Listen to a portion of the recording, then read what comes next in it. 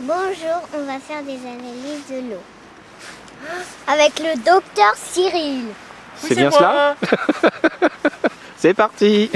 Alors qu'est-ce qu'on fait aujourd'hui, Cyril? Alors aujourd'hui, eh bien, comme tous les autres mois, n'est-ce pas, nous faisons des petites analyses d'eau pour savoir comment évolue le milieu. Il s'avère que là nous sommes en hiver et que le milieu bien évidemment est en repos, on va dire, hein. Donc les mesures que l'on fait, donc, ce sont le pH, hein, ce sont donc les nitrites, les nitrates. Nous avons tout ce qui est donc GH, KH, qui est donc la dureté de l'eau, hein, toute la minéralisation. Et puis nous avons donc le CO2 qui correspond au gaz carbonique contenu dans l'eau. Voilà.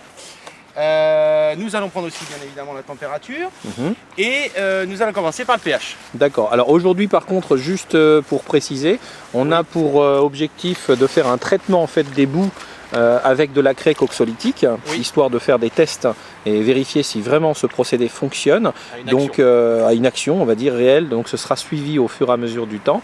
Et dans ce même procédé, on a aujourd'hui la nécessité de faire ce que l'on appelle un blanc, c'est-à-dire une vérification de la qualité de l'eau, de ses caractéristiques chimiques, de manière à vérifier dans le temps s'il y a un impact au niveau des plans d'eau. C'est ça, tout à fait.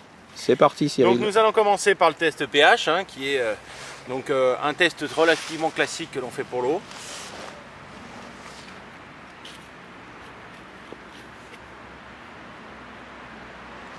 Donc voilà, nous avons donc ce sont des tests, hein, alors évidemment professionnels, mais qui sont plus, je dirais, dédiés aux aquariums, mais c'est quand même valable dans le milieu naturel. On peut quand même à quelques dizaines évaluer notre milieu. Donc là j'ai pris le pH, donc nous avons une échelle qui est ici, qui est de 5 à 10. Alors évidemment c'est une échelle assez large, donc 5 étant acide et 10 étant basique. La moyenne, c'est-à-dire neutralité, on la considère à 7.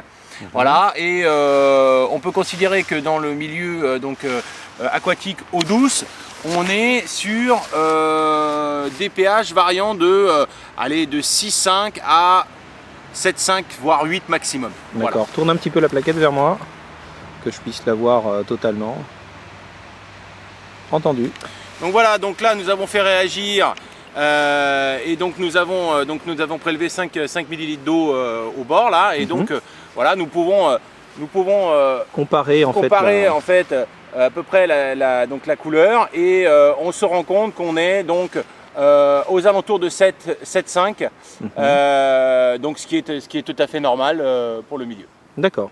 Donc le pH aujourd'hui est tout à fait normal. Voilà. Donc, alors là c'est évidemment ce sont des graduations de 0,5 en 0,5. Pour quelque chose de plus fin, j'ai ici des bandelettes qui me permettent de passer là aussi sur des choses plus intermédiaires, parce que là je fais de 7 à 7,5, alors que là je peux faire de 6, 8, 7, 2, donc je peux avoir une solution intermédiaire. On peut faire le test et on s'apercevra que on est bien entre 7 et 7,5. Donc la bandelette se présente de cette manière là. On la plonge à l'intérieur de l'eau, on la plonge 2 fois puisqu'il y a toujours des petites bulles d'air qui s'accrochent, et donc nous laissons réagir pendant on va dire 2 minutes. Alors il y a plusieurs, évidemment il y a plusieurs, vous voyez, ça change de couleur, il y a plusieurs bandelettes, et donc ces bandelettes correspondent donc pour la plupart donc au nitrate, au nitrite, au GH, au KH, au pH et aussi au chlore, qui normalement évidemment dans le milieu naturel n'existe pas, ou très peu, mais voilà, normalement c'est 0, hein, voilà. Donc comme je le disais tout à l'heure, donc voilà, j'ai fait réagir là une petite minute, pas plus. Donc le pH en tant que tel, on est bien entre 7 et 7,5. On a on est à 7,2 quoi. Voilà. Donc c'est ce que je vous disais tout à l'heure. Ça permet aussi de recouper un petit peu les informations. D'accord. Donc d'être plus précis en fait. Voilà. Alors de prime abord comme ça. Donc là j'estime donc comme ça. C'est le moyen le plus rapide. Pour ce qui est du nitrate, moi je l'estime à 10 mg litre. Ensuite, nous avons NO2, nous n'avons pas de traces, donc NO2 c'est les nitrites, il n'y en a pas. Pour ce qui est du GH, donc là on est à 16 degrés, sauf que bon, il faut, c'est toute la particularité du KH et du GH, c'est que bon, il faut prendre, je dirais, la dureté de l'eau dans sa globalité. Donc on fera un test plus précis sur ce sujet-là. Et nous avons évidemment, comme vous le voyez, donc en CL2 nous sommes à 0 en termes de couleur. Donc ce qui est, nous avons donc pas cette année, nous allons rajouter, voilà. Je vais rajouter un test qui me paraît intéressant, qui sont les phosphates.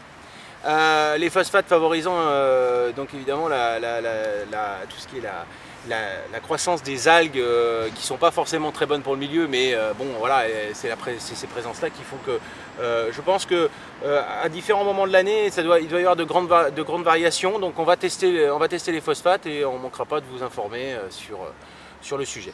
Voilà. Donc maintenant nous allons tester les nitrates dans l'eau. Donc le nitrate, c'est toujours le gros sujet, les gros sujets, puisqu'on pense que dans le milieu naturel, il y a énormément de nitrates. On va pouvoir vous prouver ici qu'il n'y en a pas forcément énormément, ce qui est effectivement surprenant, mais depuis maintenant 2 ans que je fais les tests, le nitrate se comporte, je dirais, relativement bas. Voilà. Donc nous allons faire un test, donc toujours 5 millilitres d'eau, pardon. J'ai une batterie de test ici de réactifs, donc je vais faire ma manipulation. Donc j'ai un tube 1, au-dessus je vais mettre donc 14 gouttes.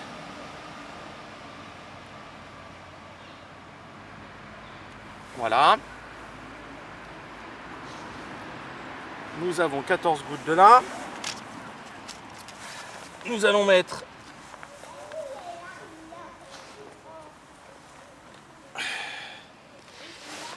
7 gouttes de celui-là.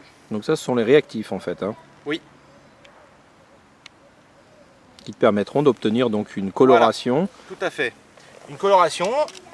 Alors, j'agite un petit peu pour le point 1 et 2. Voilà. Donc là, nous allons passer à la poudre de perlimpinpin. Ah.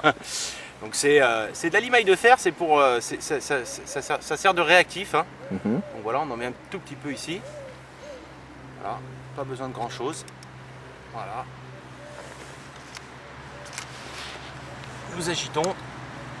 Donc ça en fait ces tests là, comme tu l'as dit tout à l'heure, c'est des tests qui sont plutôt orientés vers les aquariophilistes, mais qui peuvent être utilisés dans le milieu naturel. Oui. Et ils ont l'avantage de représenter un moindre coût au niveau des analyses. Voilà, c'est ça, parce que bon, les analyses, c'est quand même, si on doit le faire, valider cela par des laboratoires dédiés, ça coûte très cher. Donc nous restons sur des analyses dites physico-chimiques de base qui sont accessibles à tout le monde. Nous, ça nous donne un repère. Évidemment, c'est pas à la virgule près, mais au moins on a des tendances qui se dessinent sur notre milieu. Et comme ça nous permet de voir si tout se passe bien ou si on observe des déséquilibres. D'accord. Voilà. Et qui nous permet d'avoir une gestion halieutique au niveau de nos plans d'eau. Voilà, tout à fait. Donc là, je vais faire réagir donc, le dernier. Donc, celui-ci...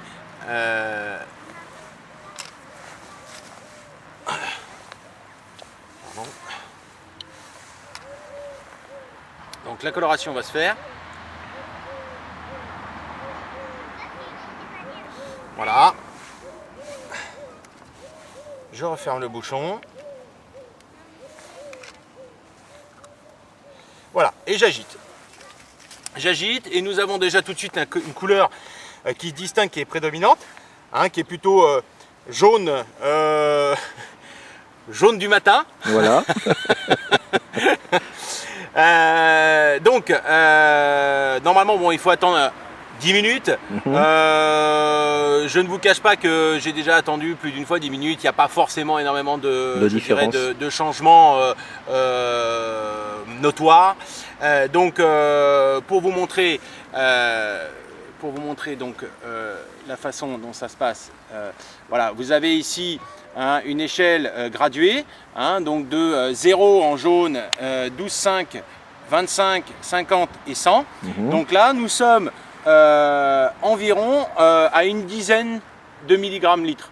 Voilà. Ce qui est tout à fait correct pour le milieu urbain. D'accord, donc tout à fait normal et donc pas de souci de nitrate. Bah c'est effectivement surprenant. J'avoue que j'ai essayé plusieurs types de tests et j'arrive toujours pratiquement au même résultat, donc c'est que ça doit être bon. Maintenant, si on voulait vraiment être sûr, il faudrait qu'on puisse faire un prélèvement et l'envoyer dans un labo de physico-chimie. Mais je pense qu'on obtiendrait exactement les mêmes résultats. De toute manière, nous avons les résultats d'analyse concernant Choisy qui ont été faits par un laboratoire accrédité et par la direction générale. Et, voilà. Voilà, donc nous sommes à une dizaine de milligrammes litres. Donc nous sommes là ici sur les fouilles, donc à la pointe. Nous avons fait les tests donc sur les autres secteurs qui sont donc sur la plaine sud. Grande ligne droite et puis le bassin de réserve, et nous avons donc actuellement les mêmes résultats. Depuis je dirais 2 ans, les résultats qui diffèrent, c'est surtout je dirais sur le pH et sur ce qui est tout à fait normal, et sur aussi donc la dureté de l'eau. Donc en hiver on est beaucoup plus bas que au printemps ou en été, ce qui est normal puisque le cycle se met en route. Voilà, donc la transparence de l'eau, là, nous n'avons absolument rien actuellement. Vous revenez en été, vous avez une eau qui est très légèrement ou voire très teintée, compte tenu de l'activité planctonique de l'eau. Voilà. Alors, donc voilà. Alors nous allons faire un autre test qui est donc la quantité totale de gaz carbonique dans l'eau. Le gaz carbonique dans l'eau nous permet, je dirais, d'avoir des normes qui nous permettent de tout ce qui favorise, je dirais, les plantes aquatiques. Voilà.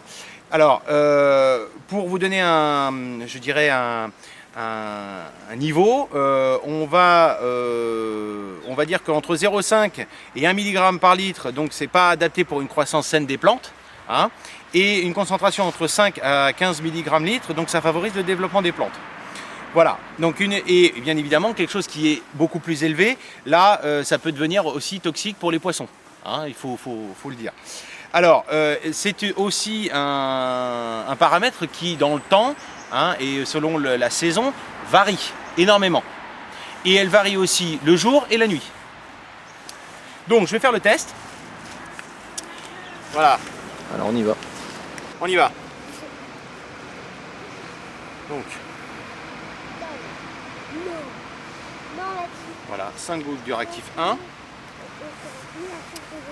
Voilà. Et ici, donc nous agitons. Et là, on va pouvoir calculer ici dès que nous avons un virage, donc d'une couleur très rosée.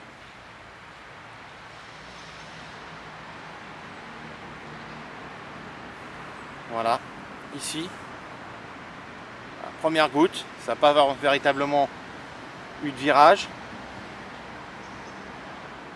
Deuxième goutte, et là nous constatons un virage très léger, rosé-violet. Voilà, donc là nous avons donc deux gouttes. Donc on la multiplie, selon les formules de calcul, on la multiplie par 2. Donc nous sommes à 4 mg par litre de CO2. Ce qui est tout à fait logique. Ce qui est tout à fait logique pour la saison, puisque l'hiver, voilà, nous n'avons pas beaucoup d'activité, donc le CO2 est assez bas. D'accord. Voilà. Entendu. Donc d'une moyenne générale sur Choisy, on est à 4-5 en hiver et on arrive jusqu'à 14-15 en été. C'est ça, tout à fait. Tout à fait. Parfait. En été, c'est plus élevé, c'est logique. Parce que manque d'eau, parce que chaleur, parce que activité. Voilà, donc tout ça.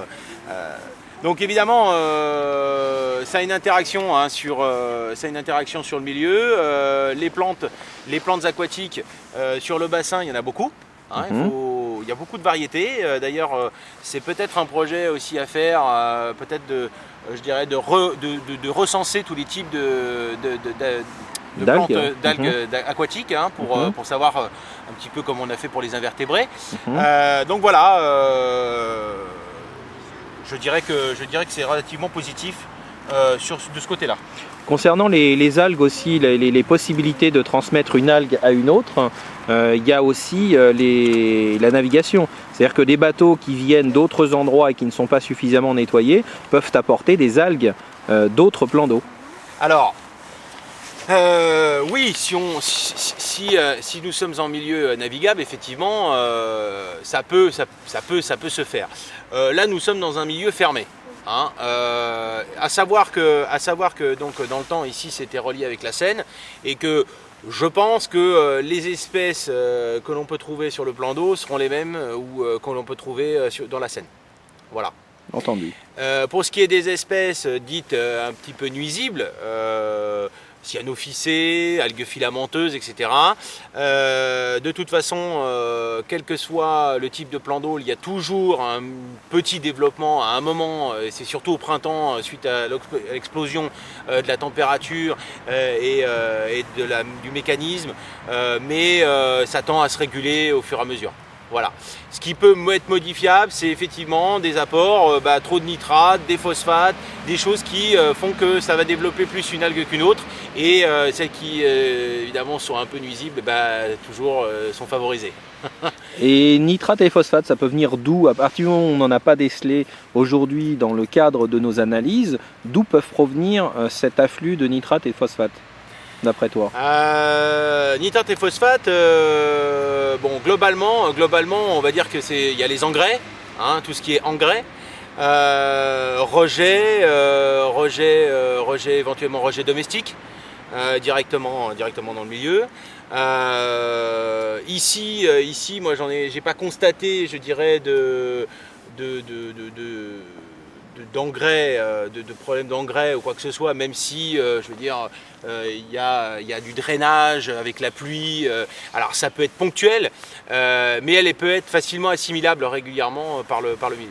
D'accord, voilà. Entendu. Qu'est-ce que tu es en train de faire, Cyril? Eh bien donc nous avions mis un petit thermomètre d'aquarium pour prendre la température de l'eau. Et donc là nous sommes donc à 8 degrés. Faire le dernier test qui est donc la dureté de l'eau, qui nous permet de savoir un petit peu la minéralisation donc du milieu. Donc là c'est pareil, nous avons donc prélevé 5 ml d'eau décidément. Donc là je mets un certain nombre de gouttes.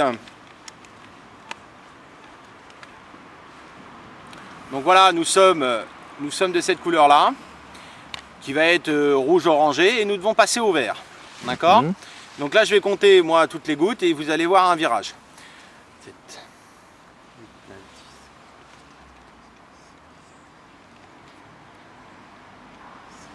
Voilà, là j'en suis à 25. Vous ne constatez toujours pas de virage. 26, 27, 28,